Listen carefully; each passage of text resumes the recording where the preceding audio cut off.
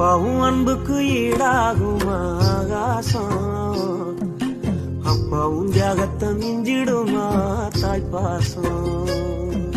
வறுமைய சொன்னதில்ல நீ வாடிமானா நின்னதில்ல, எதையுமே தனக்குன்னு நீ இதுவரை என்னதில்லை. சொத்து சுகம் வந்ததில்ல, ஒரு சொந்த அள்ளி தந்ததில்ல, எத்தனையோ துன்பத்திலும் நீ யாரையும்